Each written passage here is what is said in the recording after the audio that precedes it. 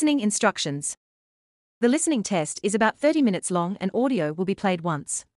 There are 4 parts to the listening test. You will be given 10 minutes after the completion of the test to transfer answers to an answer sheet.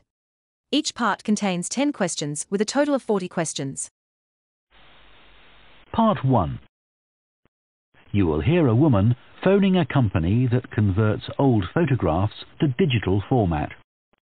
First, you have some time to look at questions 1 to 3.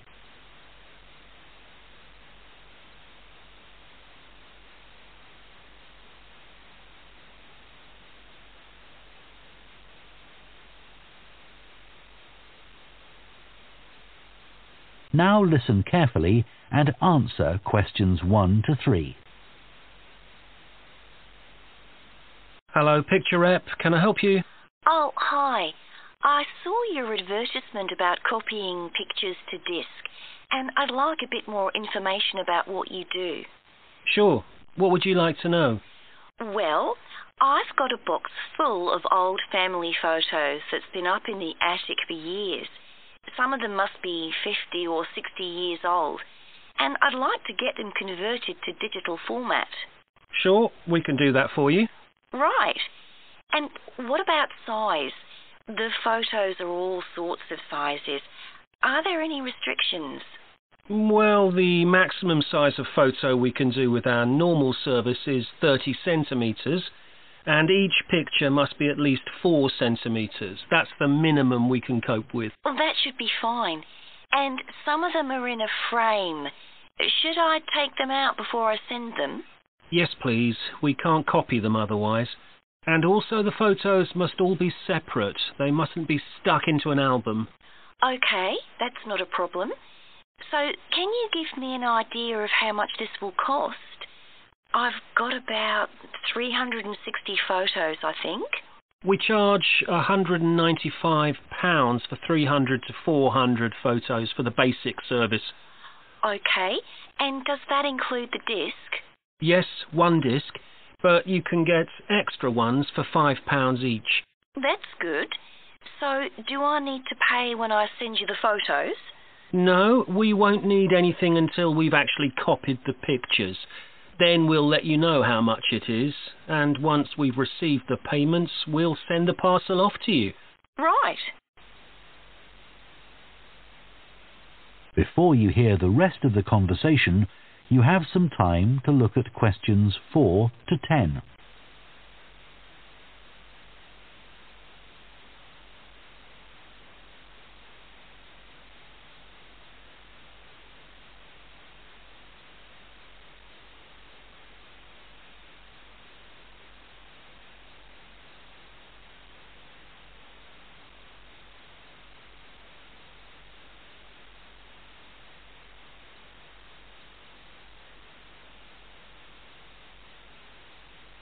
Now listen and answer questions 4 to 10. Is there anything else you'd like to ask about our services? Yes, I've roughly sorted out the photos into groups, according to what they're about. So, can you keep them in those groups when you copy them? Sure. We'll save each group in a different folder on the disk, and if you like, you can suggest a name for each folder. So, I could have one called Grandparents, for instance. Exactly. And do you do anything besides scan the photos? Like, can you make any improvements?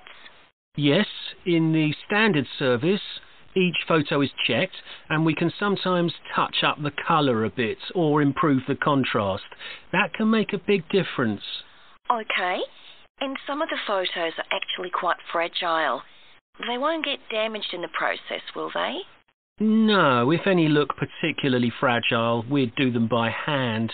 We do realise how precious these old photos can be. Sure. And another thing is we can make changes to a photo if you want. So if you want to remove an object from a photo, or maybe alter the background, we can do that. Really? I might be interested in that. I'll have a look through the photos and see. Oh, and talking of fixing photos, I've got a few that aren't properly in focus. Can you do anything to make that better? No, I'm afraid that's one thing we can't do. Okay. Any other information I can give you? How long will it all take? We aim to get the copying done in 10 days. Fine. Right, well, I'll get the photos packed up in a box and post them off to you. Right. If you've got a strong cardboard box, that's best. We've found that plastic ones sometimes break in the post. Okay. Right, thanks for your help. Bye. Bye. That is the end of part 1. You now have half a minute to check your answers to part 1.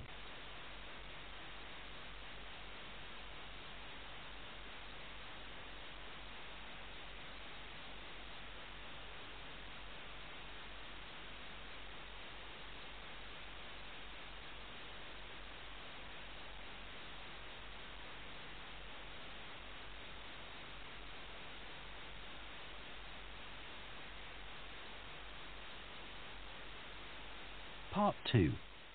You will hear a head teacher talking to parents of pupils about changes at the school. First, you have some time to look at questions 11 to 15.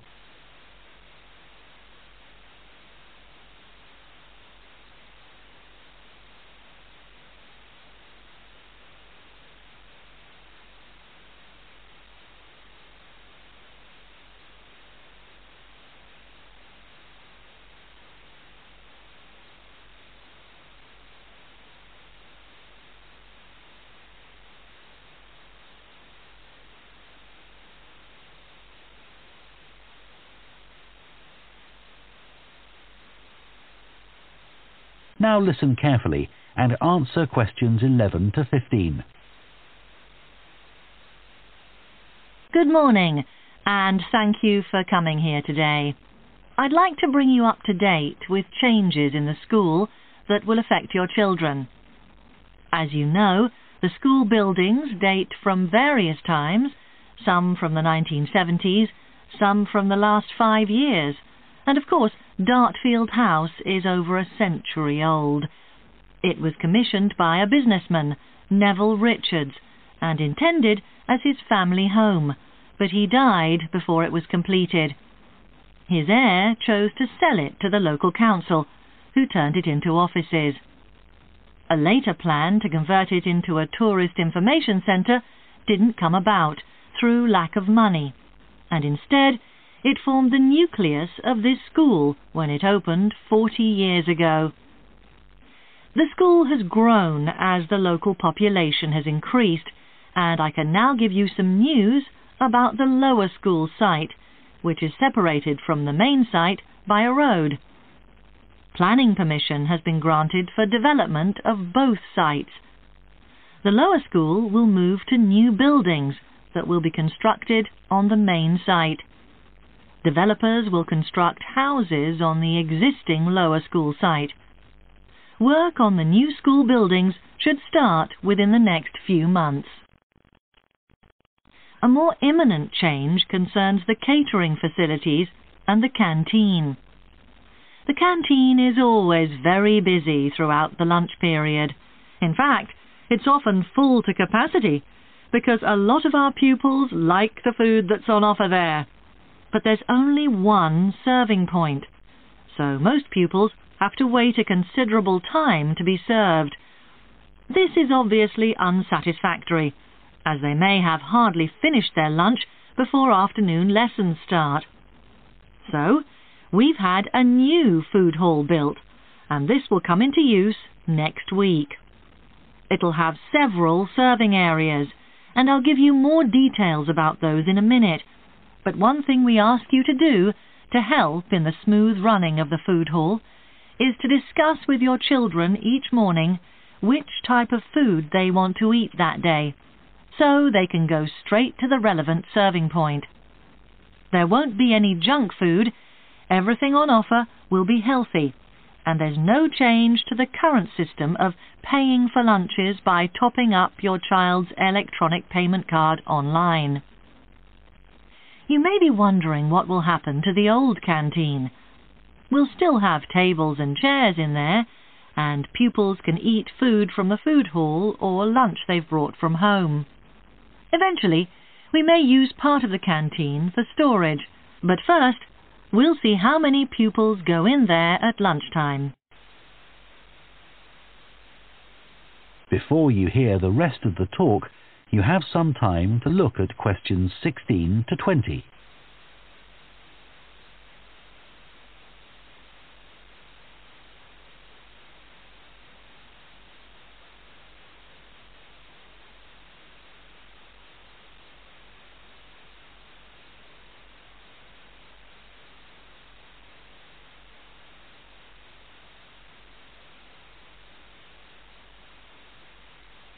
Now listen and answer questions 16 to 20.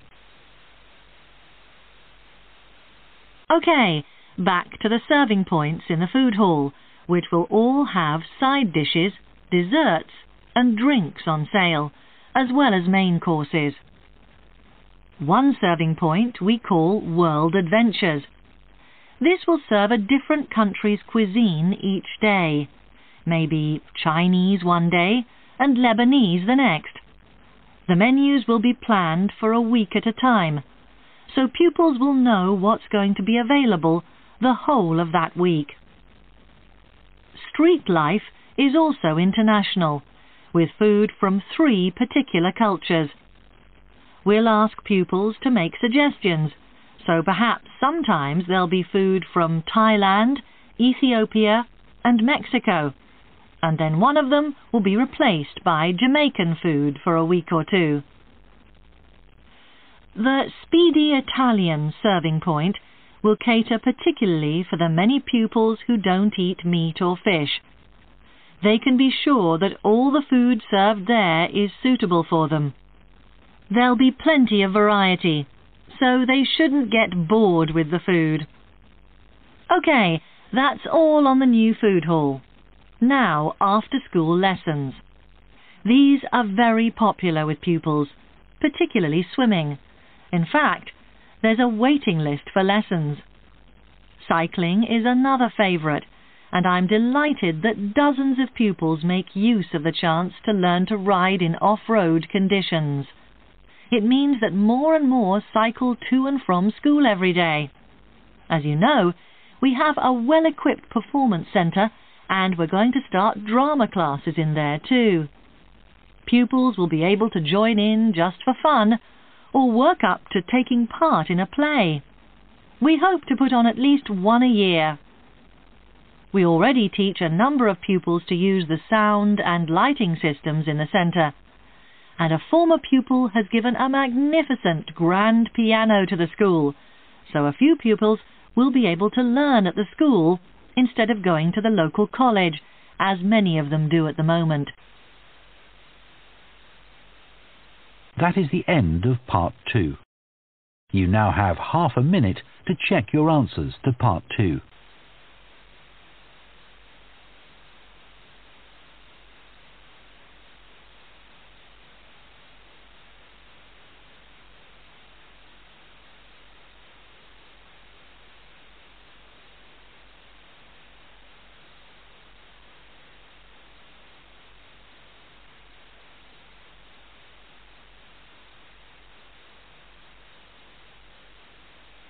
Part 3.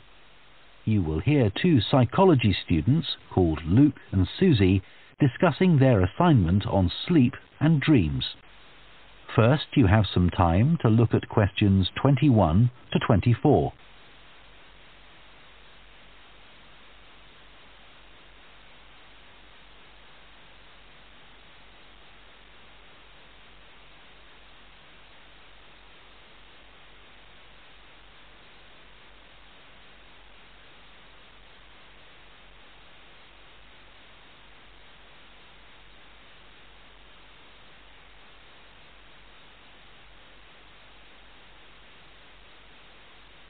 Now listen carefully and answer questions 21 to 24.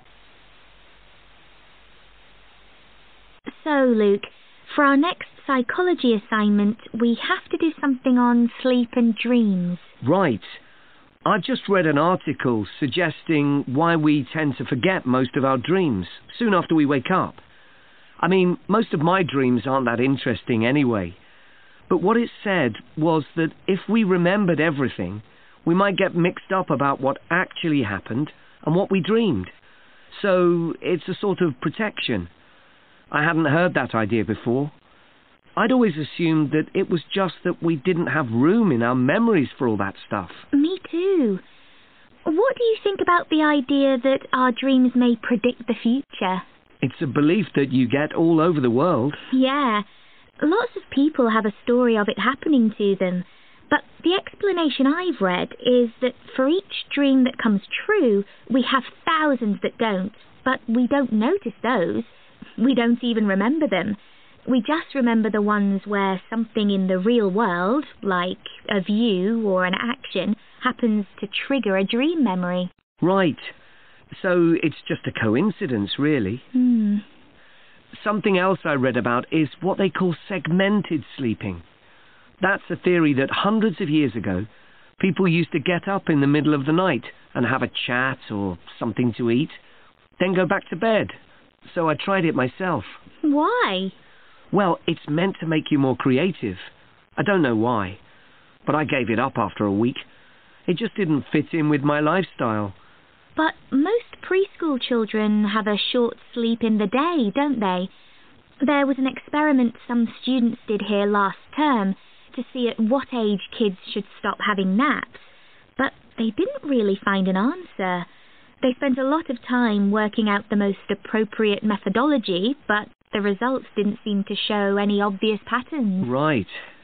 Anyway, let's think about our assignment. Last time I had problems with the final stage, where we had to describe and justify how successful we thought we'd been. I struggled a bit with the action plan too. I was okay with the planning, but I got marked down for the self-assessment as well. And I had big problems with the statistical stuff. That's where I really lost marks. Right. Before you hear the rest of the discussion, you have some time to look at questions 25 to 30.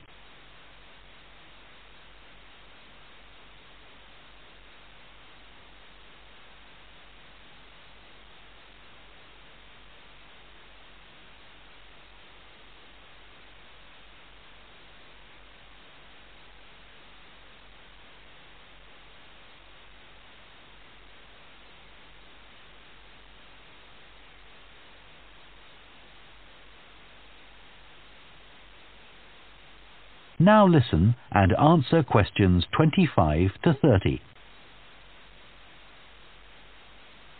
So, shall we plan what we have to do for this assignment? Okay. First, we have to decide on our research question. So, how about, is there a relationship between hours of sleep and number of dreams? Okay. Then we need to think about who we'll do the study on. About 12 people? Right. And shall we use other psychology students? Let's use people from a different department. What about history? Yes, they might have interesting dreams. Or literature students. I don't really know any. Okay, forget that idea. Then we have to think about our methodology. So we could use observation, but that doesn't seem appropriate. No. It needs to be self-reporting, I think. And we could ask them to answer questions online. But in this case, paper might be better, as they'll be doing it straight after they wake up. In fact, while they're still half asleep. Right. And we'll have to check the ethical guidelines for this sort of research. Because our experiment involves humans, so there are special regulations. Yes. I had a look at those for another assignment I did. There's a whole section on risk assessment, and another section on making sure they aren't put under any unnecessary stress. Let's hope they don't have any bad dreams. Yeah. Then, when we've collected all our data, we have to analyse it and calculate the correlation between our two variables. That's time sleeping and number of dreams, and then present our results visually in a graph. Right, and the final thing is to think about our research and evaluate it. So that seems quite straightforward. Yeah. So now let's get started. That is the end of part 3. You now have half a minute to check your answers to part 3.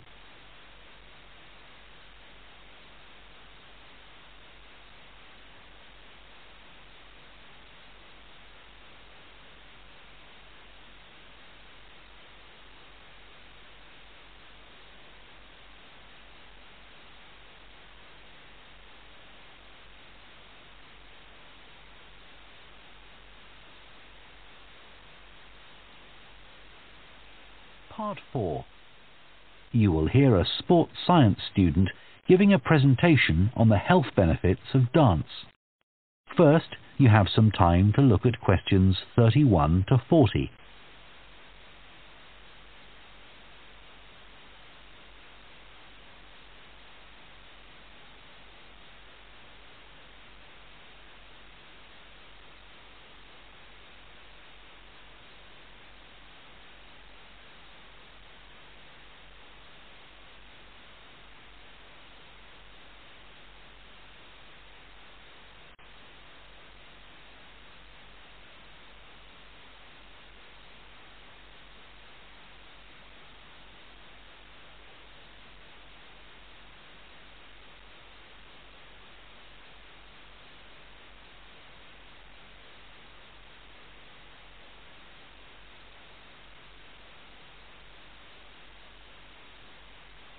Now listen carefully and answer questions 31 to 40.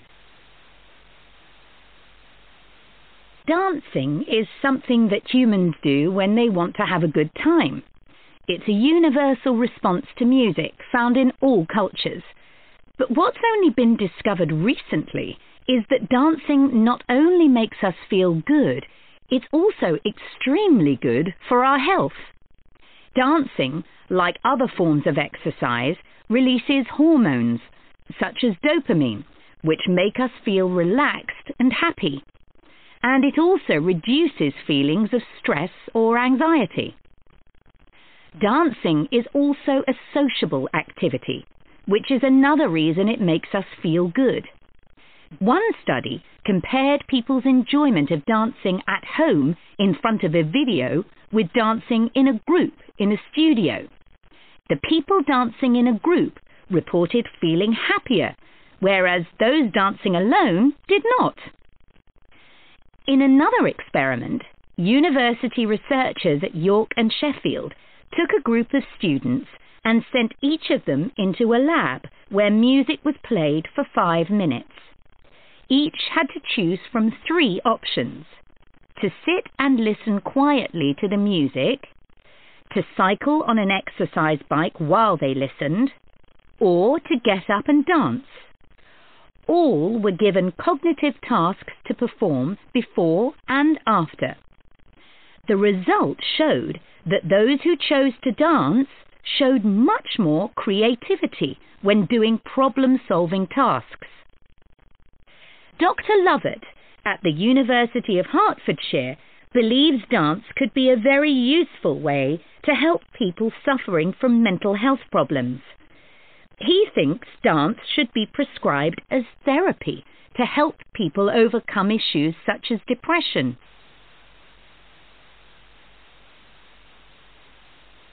It's well established that dance is a good way of encouraging adolescent girls to take exercise. But what about older people? Studies have shown that there are enormous benefits for people in their 60s and beyond. One of the great things about dance is that there are no barriers to participation. Anyone can have a go, even those whose standard of fitness is quite low. Dance can be especially beneficial for older adults who can't run or do more intense workouts, or for those who don't want to. One 2015 study found that even a gentle dance workout helps to promote a healthy heart. And there's plenty of evidence which suggests that dancing lowers the risk of falls, which could result in a broken hip, for example, by helping people to improve their balance. There are some less obvious benefits of dance for older people too. One thing I hadn't realised before researching this topic was that dance isn't just a physical challenge. It also requires a lot of concentration, because you need to remember different steps and routines. For older people, this kind of activity is especially important because it forces their brain to process things more quickly and to retain more information. Current research also shows that dance promotes a general sense of well-being in older participants, which can last up to a week after a class. Participants report feeling less tired and having greater motivation to be more active and do daily activities such as gardening or walking to the shops or a park. Ballroom or country dancing, both popular with older people, have to be done in groups. They require collaboration and often involve touching a dance partner, all of which encourages interaction on the dance floor. This helps to develop new relationships and can reduce older people's sense of isolation, which is a huge problem in many countries. I also looked at the benefits of Zumba. 15 million people in 180 countries now regularly take a Zumba class, an aerobic workout based on Latin American dance moves.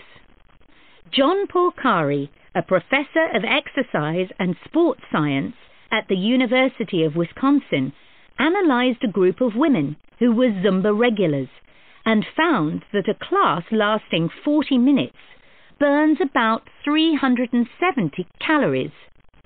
This is similar to moderately intense exercises like step aerobics or kickboxing. A study in the American Journal of Health Behavior showed that when women with obesity did Zumba 3 times a week for 16 weeks, they lost an average of 1.2 kilos and lowered their percentage of body fat by 1%.